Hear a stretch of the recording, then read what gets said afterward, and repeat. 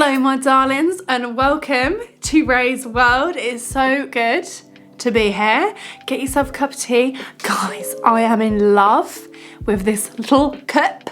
I saw this little china set in the charity shop and I just thought, I've got to buy you guys. I've got to buy you. I need you in my house. So I have a china set in my quirky mug collection now, which is great. I've got a little announcement, something I really want to talk to you about at the end of this video, so definitely stay tuned. But I really just want to speak from my heart today. I never talk about politics on my channel, and we're not really going to go into politics today, but I really just wanted to just be a sister and put my arm around you. How are you with all of the things that's politically going on at the moment? Because you could be someone in the middle of the right and the left that you're feeling overwhelmed by all of these arguments, and you are looking at the left and you are like, how can you believe this? And the left is looking at the right and they are saying the same thing, and there is a huge division right now. And I'm quite surprised I'm making this video because I really avoid talking about this stuff. And like I said, I'm not going into it too much, but I really feel compassion over the last couple of weeks about all the things that have been going on, and most recently a huge controversy in terms of abortion. And we're not here to talk about whether we're pro-life or pro-choice, but to acknowledge just the intensity of these political tensions, and not just with abortion, with everything that's going on in the world. You know, the last 2 years, even with vaccines, with the pandemic, with gender, with all of these things, you know, it feels like you need to be on one side or the other, and if you're in the middle, like, it's just confusing. And that's what I want to speak to you today, and really encourage you to carry peace. And I want to share some beautiful verses actually that really apply to the political disharmony that we see in the world. And something I was really thinking about recently was, you know, I'm hearing stories of why people are pro-life and why people are pro-choice. And something that really dawned on me, behind every political opinion is a human heart. And there's a verse in Samuel that says God sees the heart. He knows the human heart and he understands it. He knows where people are coming from. And so that's definitely something that will help us love others as well. Always think about the heart behind this person. There is a person who is a daughter. There's a person this person is a son with this opinion. And I'm gonna link in a conversation that happened recently about abortion.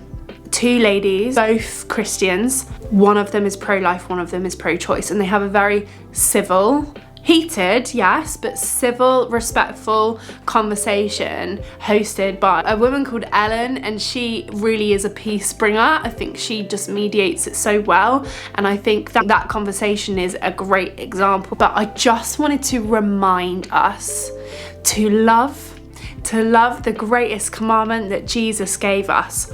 And on that note, I literally just want to share 3 scriptures, and that's all I really want to share.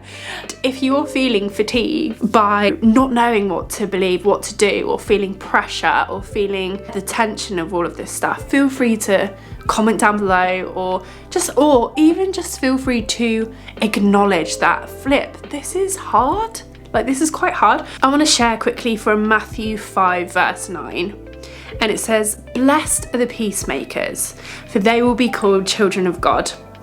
And I just want to empower you that you carry peace. Yeah, so in Jesus, we carry his spirit, and a fruit of the Holy Spirit that we see in Galatians, which I'll link in, is peace.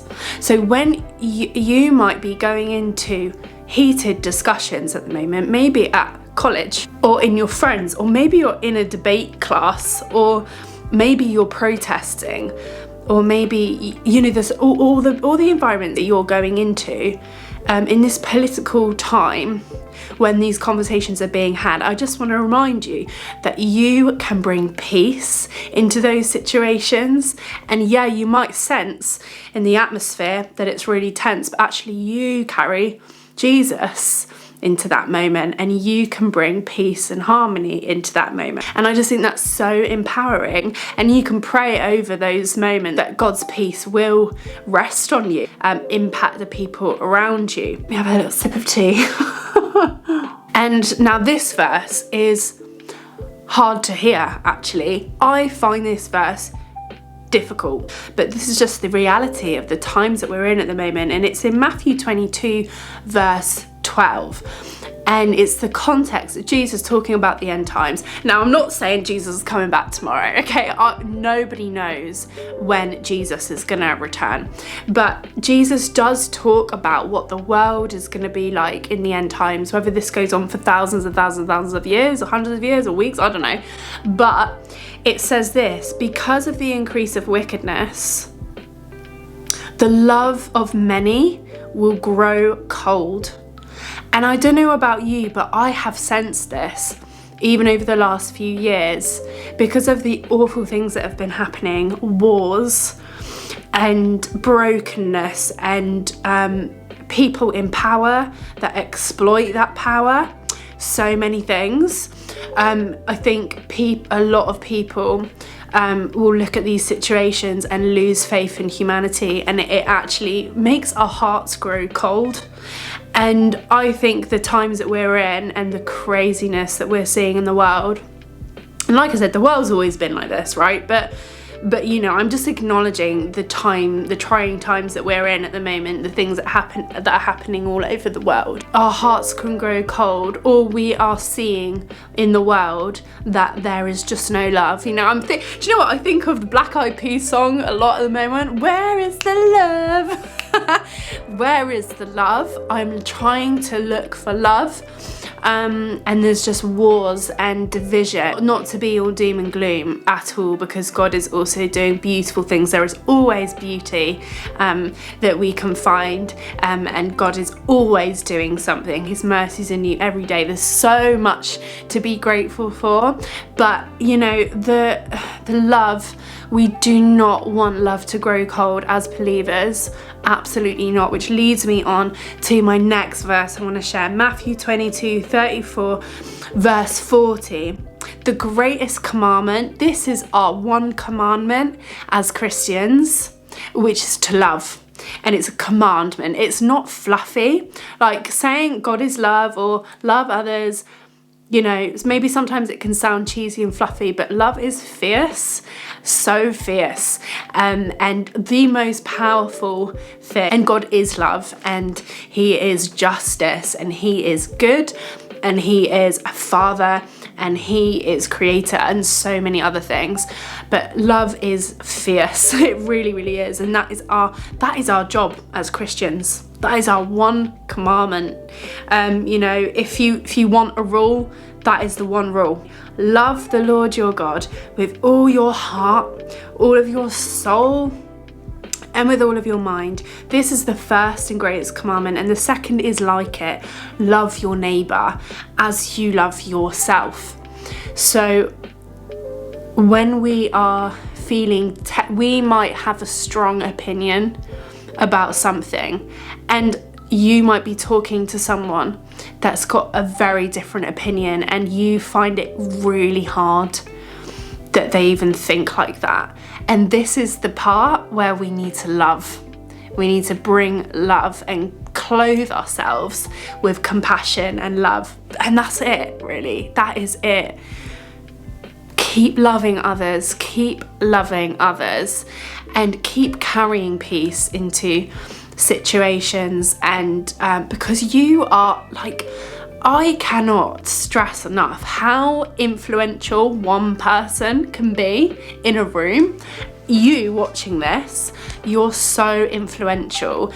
Most of us probably don't even realise how influential we are and what we can carry into situations. And so in this political time, maybe some of us are in environments where everybody around you thinks something and you don't agree. Just carry peace and carry love and be really, really strong in that. And that's all I want to say.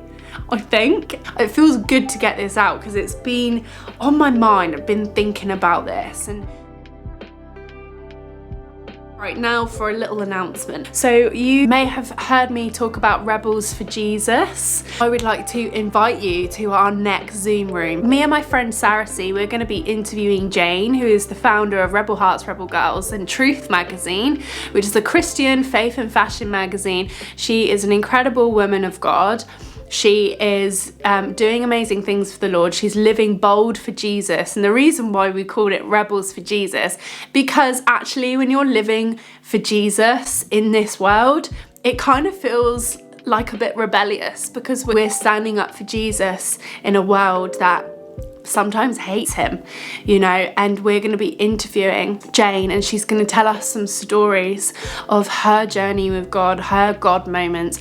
And if you know anyone who's interested in Christianity but might not want to come to church at this point, come along. Click on the link below. We're just gonna talk about testimonies, so it's gonna be such a faith booster for anyone who just loves Jesus and you're already a Christian.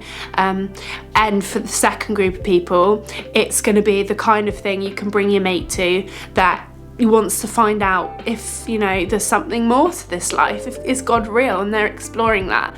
It will be a very chilled out place for them to just hear some stories of what God has done in Jane's life. So we're really excited for that. Sign up below, guys. It is free. It's totally free. It's going to be online. You can turn your camera off. You don't have to speak to us. You can put it on mute. Even when you're driving, you can just pop us on in the background, and that's totally cool.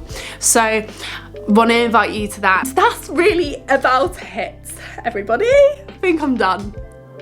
Thanks for watching this video, sweethearts. Love you loads. Take care. God bless.